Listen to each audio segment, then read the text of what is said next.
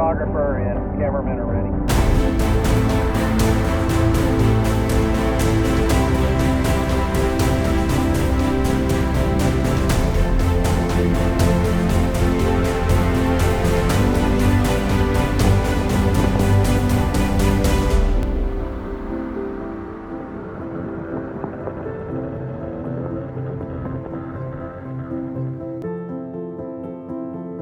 It's been a lot of work to make this happen. First time ever in the history of the dam. Man, we're just pleased to get to do it. Glory to God.